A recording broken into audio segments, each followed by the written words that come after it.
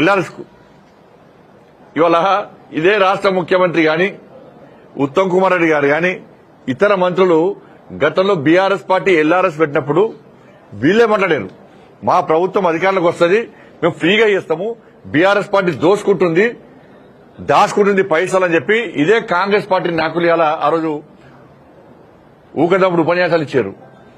ఇలా 50,000 కోట్లు ప్రజల నుంచి వసూలు చేయడానికి, ప్రజల నుంచి దోసుకోవడానికి ఎల్ఆర్ఎస్ పేరు మీద ఇలా వీళ్ళు మళ్ళీ మాట్లాడుతున్నారు. ఆ రోజు ఇదే ముఖ్యమంత్రి గారు అన్నారు, కేసీఆర్ ఎల్ఆర్ఎస్ అన్నారు, బీఆర్ఎస్ అన్నాడు, ఇప్పుడు ఎంఆర్ఎస్ అంటున్నాడు అన్నాడు. ఎంఆర్ఎస్ అంటే ఏంటంటే మ్యారేజ్ రెగ్యులేషన్ స్కీమ్ అట.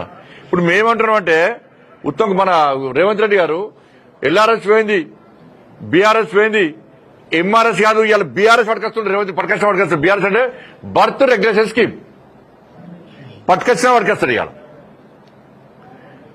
మనిషి చచ్చిపోతే డిఆర్ఎస్ కూడా డెత్ రెగ్యులేషన్ కూడా పట్టుకొస్తాడు, చచ్చిపోతే కూడా పైసలు వసూలు చేసే పరిస్థితి వచ్చింది. ఇవాళ 1,000 కోట్లు దోచుకుంటున్నారు. ఆ వీడియో చూపడతాం, మీకు వీడియో ఉన్నది.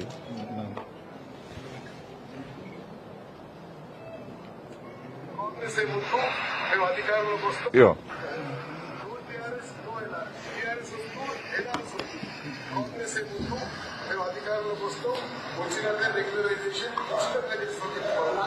వాళ్ళ రక్తాన్ని పీల్చాలనేటువంటి ఆలోచనతో రాష్ట్ర ప్రభుత్వం ఉంది. వీలైతే అసలు కట్టబాకండి.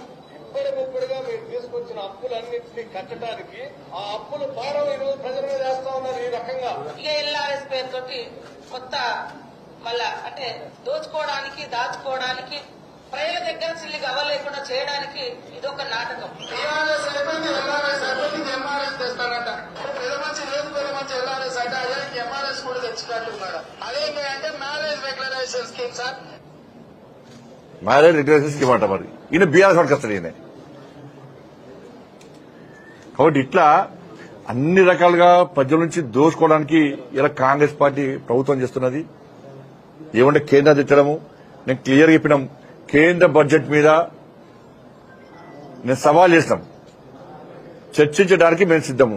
1,08,000 కోట్ల రూపాయలు వివిధ అభివృద్ది పనులకు, సంక్షేమ పథకాలకు మేము ఇచ్చింది.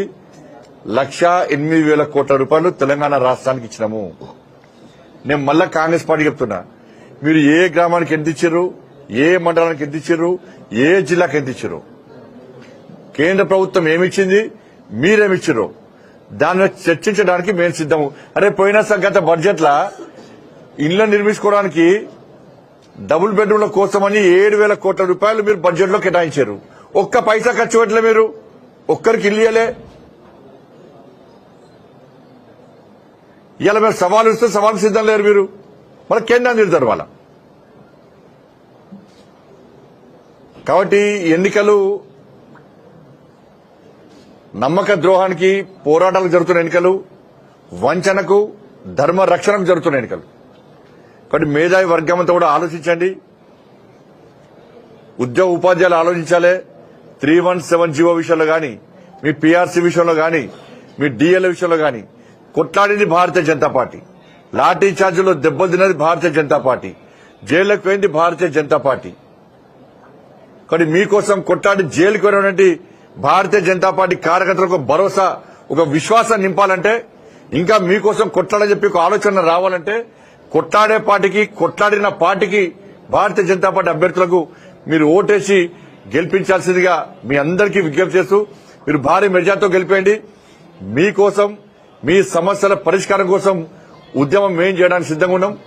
తప్పకుండా మీరు అందరూ సహకరిస్తారని చెప్పి మేము ఆశిస్తున్నాం.